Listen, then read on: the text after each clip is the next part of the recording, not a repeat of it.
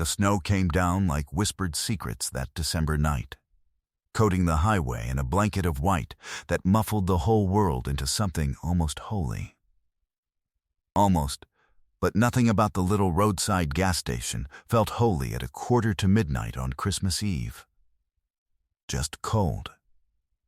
Just forgotten.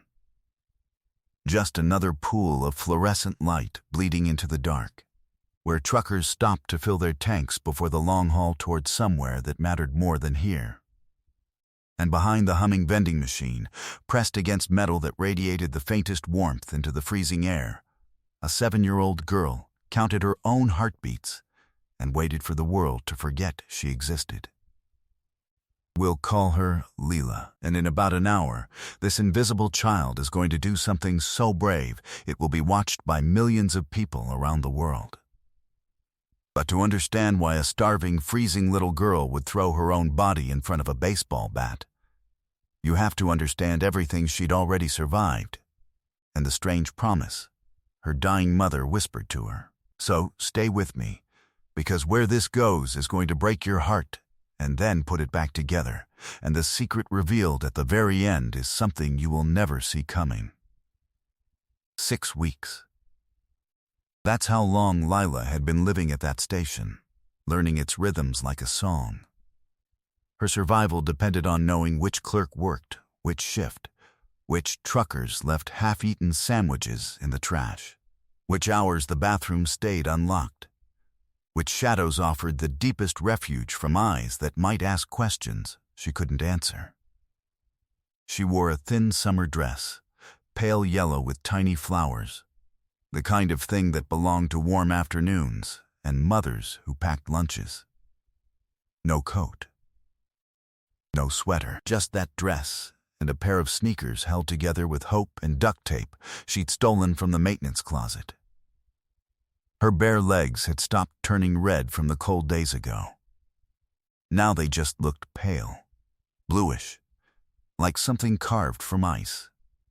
And clutched tight against her chest was a teddy bear missing most of one ear, stuffing leaking from a tear along his belly that she'd tried to sew shut with dental floss and clumsy fingers. But he was hers. The last thing her mother had given her before the cancer turned her into someone small and gray and gasping in a hospice bed. "Be brave, my little flower," her mother had whispered, her voice thin as tissue paper. "Your grandfather was a biker. I never knew him, he died before I was born. But your grandmother always said he had the kindest eyes and the biggest heart. She said he'd roar up on that motorcycle like thunder, but when he held her hand, it was the gentlest thing in the world." And then, with the morphine making her eyes distant and dreamy, she'd said the thing Leela would never forget. "If you ever meet someone with a white beard on a motorcycle, remember, not all angels have wings. Baby, some have engines." Leela hadn't understood then. Hospice rooms don't leave much space for philosophy when you're 6 years old and watching your only parent dissolve into someone you barely recognize. But she remembered. She cataloged every word her mother said in those final weeks, like precious stones she might need to barter with later, when the world got even colder than it already was. The cancer took her mother on Valentine's Day, which Leela had thought was cruel in a way she couldn't articulate. That love's holiday became death's claiming day. Then came the state, social workers with kind voices and tired eyes, telling her it would be okay, that they'd find her a good home. The foster family seemed nice at first. Big house, fenced yard, cookies baking. But the father had a temper that lived right beneath his smile, and when she accidentally broke a glass 3 weeks in, she learned exactly how loud his voice could get, how fast his hand could move, how small she could make herself in the corner of a bedroom that didn't feel like a bedroom at all, just a cell with cartoon wallpaper. So she ran. 3rd foster home in 8 months, and she ran.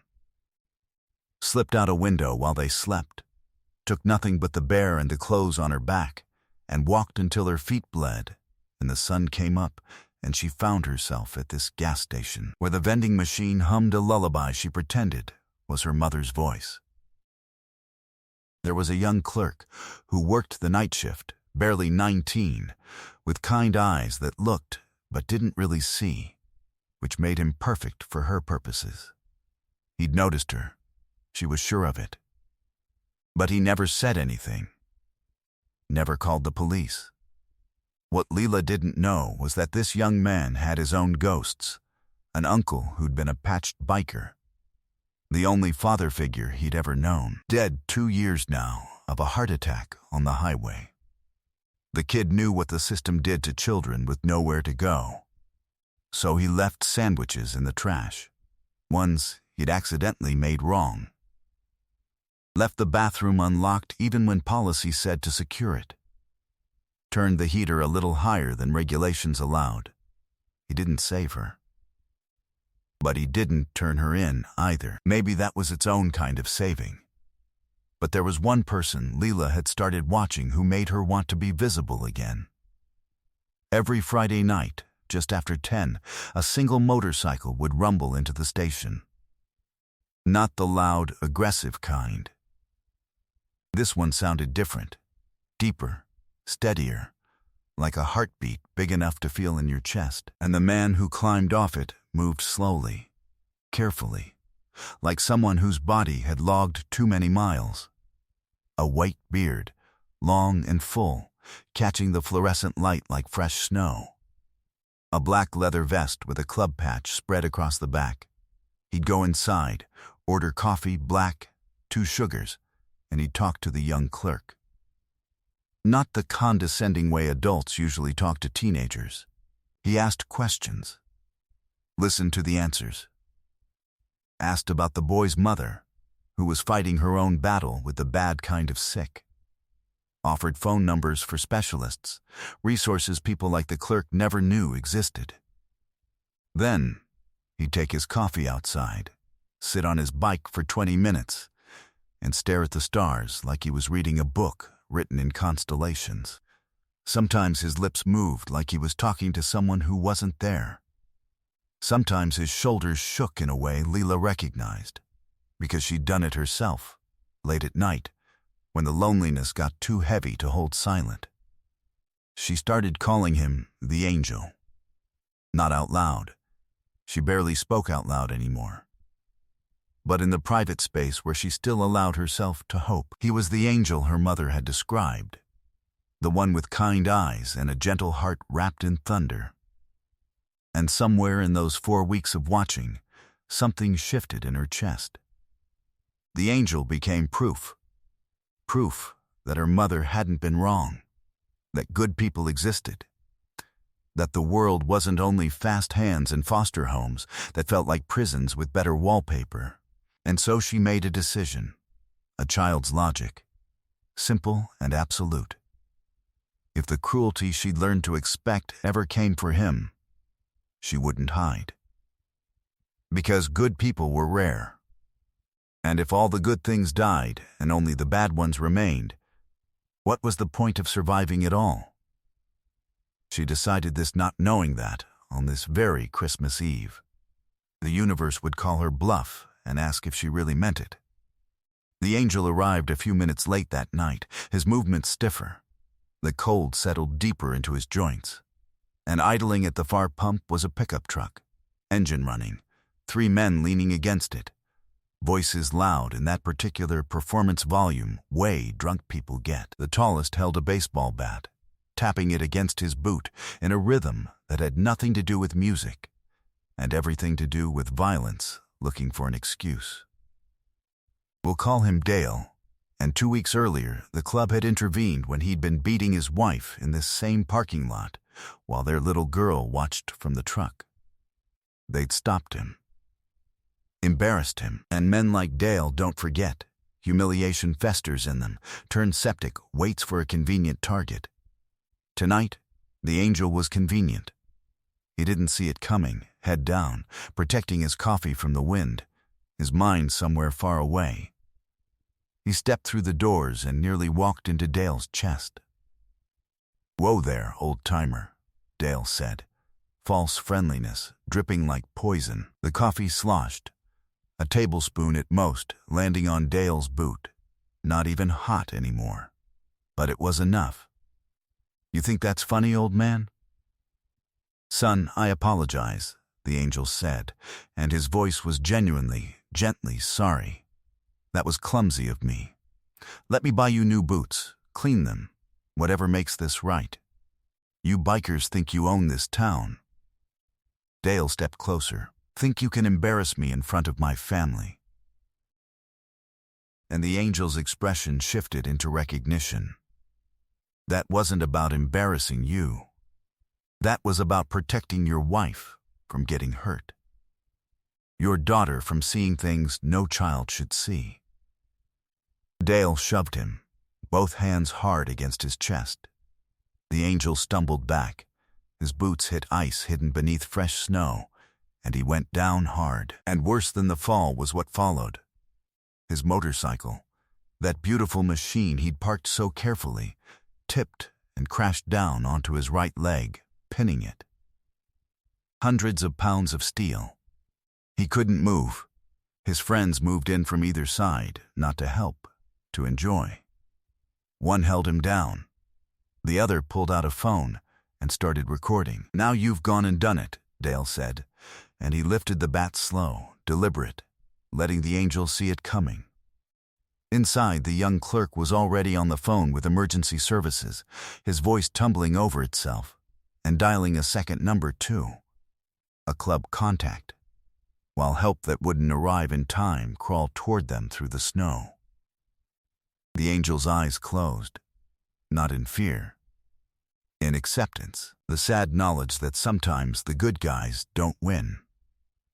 And a 7-year-old girl, 48 pounds, invisible behind a humming vending machine, made a choice. Not a heroic choice, not a smart one.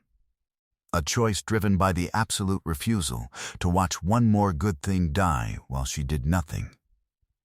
She exploded from behind the machine, her summer dress whipping around her thin legs, her sneakers slapping the snow, the teddy bear clutched in one hand like a weapon and a shield and a prayer all at once. And she threw her small body between the bat and the angel, spreading herself as wide as she could. "Please," the word ripped from her throat, rusty from disuse but loud enough to shatter the night. "Please don't hurt him." 4 sets of eyes locked onto her. "Kid, get out of here before you get hurt too," Dale said, lowering the bat slightly, more from shock than mercy. "No," she pushed the word out louder, tears freezing on her cheeks. She held the bear out toward him, arms shaking. "Take him. Take my bear. He's all I have. He's the only thing left from my mom, and I'll give him to you. I'll give you anything. Just please don't hurt the angel." Dale blinked. Then he saw the white beard, and cruel understanding dawned. He laughed. "Santa, you think this old man is Santa Claus?" "I think he's good." She screamed, crying fully now.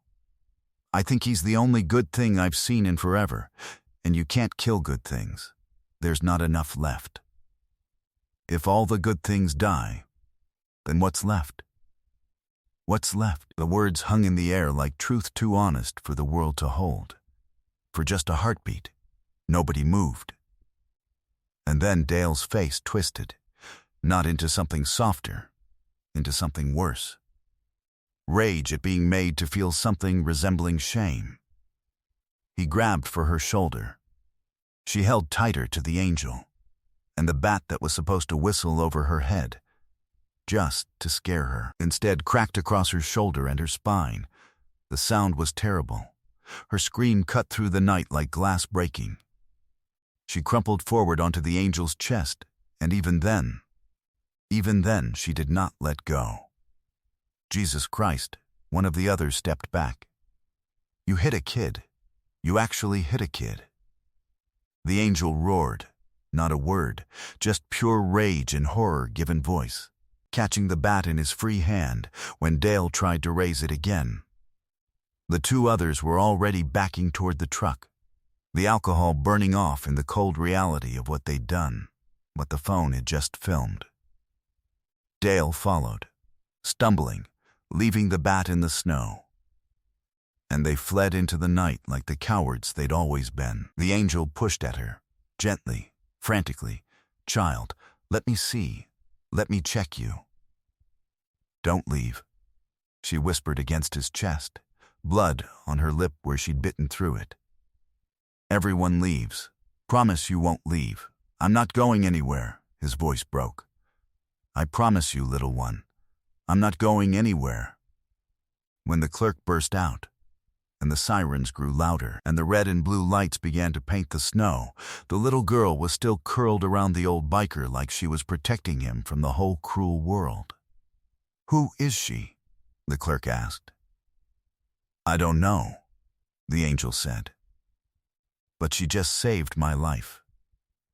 In the ambulance, with both of them loaded in, because she wouldn't release her grip on his vest no matter how the paramedics coaxed, he asked her name. She hadn't said it aloud in so long. But she said it now, small and certain. And she told him her mother had said angels wore all kinds of faces. And he told her his name, the one people called him by, and something like Bear. And as she finally let herself slip toward unconsciousness, trusting for the first time in memory that someone wouldn't leave, her tired fingers found something pinned to the teddy bear's collar. A small, weathered pin. A family reunion pin with a year stamped on it. His family reunion. The last one before a car crash had taken his son and his young granddaughter and ended his world the first time. His heart stopped. "Where did you get that pin?" he asked, barely audible over the siren. "Mom's stuff," she murmured, half asleep. "She had a box. From before I was born." "What was your mother's name? Before she was your mother?" And she gave a name. A maiden name. His son's wife's name. The daughter-in-law who had vanished after the crash, taking her grief, and he now understood. An unborn child he'd never known existed, into a silence he'd respected, because what else could he do? He'd never known she was pregnant when she left. Never known there was a grandchild out there, growing up alone, falling through every crack the world could offer. Until tonight. Until a 7-year-old threw herself in front of a baseball bat to save a grandfather she didn't know she had. And he pulled her closer, careful of her injuries, and wept into her hair. For his son, for the granddaughter he'd lost, for all the years stolen, and for this child who had been alone when she should have been loved. "You're not alone anymore," he whispered. "I promise you, you're not alone anymore." Now, I'll be honest with you, this is a long and sprawling story. The kind that keeps unfolding through hospitals and courtrooms and Christmases yet to come. And what I want to give you isn't every single beat, but the heart of where it goes, because it only gets more extraordinary from here. That video, the one the coward filmed to justify himself, went worldwide. Tens of millions of views. And the internet, for once, had its own sense of justice. People weren't celebrating the violence. They were demanding accountability. The club rolled in, brothers from a dozen states offering support, and at the center of it all was a former social worker turned biker.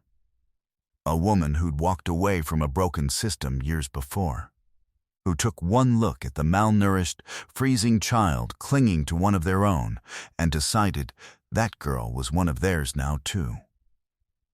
A DNA test confirmed what the pin had already revealed.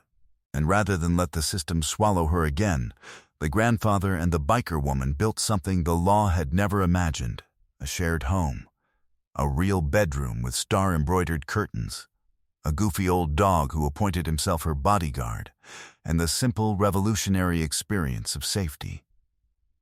There was a trial, airtight, the whole world watching. The men who'd hurt her went away for years. Long enough that she'd be grown before any of them walked free.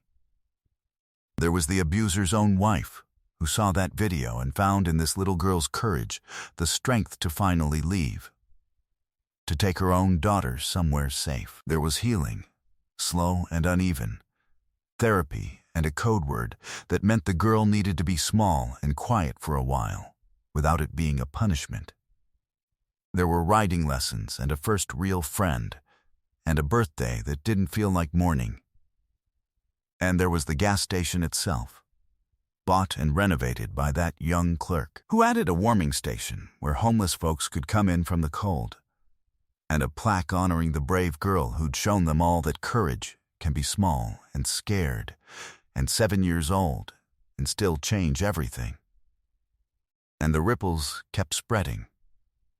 Years later, a young woman who'd once slept in that very same spot behind that very same vending machine showed up at their door. She'd seen the video. She'd thought, if someone that young can be that brave, maybe I can too. She'd called a helpline, gotten into housing, earned her diploma, started college, and she'd come to say thank you and to give the girl a new teddy bear with a shirt that read "Courage comes in all sizes." And the girl, who now had more than enough bears, handed one of hers right back, so that this young woman would remember that asking for help is its own kind of bravery, just as important as standing in front of a bat. It grew into a foundation. Emergency housing for homeless youth, scholarships for kids aging out of the system, reforms pushed all the way up to the governor's office, because one small girl had stood at a microphone and said the thing nobody wanted to hear, that people don't see homeless kids, that they look away and assume someone else is handling it, when nobody is handling it, when children are falling through cracks big enough to swallow them whole. But here is the part I love most. Because for all of it, the viral fame and the foundation and the plaque with her name on it, what she wanted most, on the hardest days, was simply to be a kid, to say her code word and curl up on the couch under that old dog with a mug of real hot chocolate and watch mindless cartoons that didn't need her to be a hero or an inspiration or anything at all but a 10-year-old who liked chocolate and dogs. And the family she'd built from broken pieces gave her exactly that. Because that's what family does. It celebrates the hero and protects the child. It lets you be everything you are. Brave and scared, remarkable and beautifully, defiantly ordinary. So let me leave you with this. We are taught, all of us, to read the world by its surface. The leather, the beard, the rumble of an engine pulling into a gas station late at night. And we lock our car doors, and meanwhile, the real monster wore an ordinary face and drove an ordinary truck and called himself a family man. This story takes that instinct and turns it completely inside out. Because the man everyone would have feared turned out to be the gentlest soul that little girl had ever encountered. And the bravest person in that entire parking lot was a 48-pound child in a summer dress, who had every reason in the world to stay hidden and safe, and who chose instead to be seen. She said it herself, better than I ever could. Being brave doesn't mean not being scared. It means being scared and doing the right thing anyway. And one small act of courage, offered by someone the whole world had overlooked, rippled outward across years and lives, and saved more people than she would ever meet. Because goodness, real goodness, the kind that costs you everything and asks for nothing back, has a way of multiplying far beyond the moment it's given. So here's my question for you, and I genuinely want to know. Have you ever been the person who stood up when it would have been so much safer to stay invisible? Or has someone seen you, really seen you, in a moment when you felt like you didn't matter to anyone at all? Tell me about it down in the comments, because I read every single one, and these are the stories that stay with me. If this one moved you, Share it with someone who needs the reminder that the smallest, quietest people are sometimes the bravest of all, and that no act of kindness is ever truly wasted. And hit that subscribe button, because the next story I've got for you carries this very same fire. Until then, never forget what a dying mother told her little girl. Not all angels have wings. Some of them, it turns out, have engines.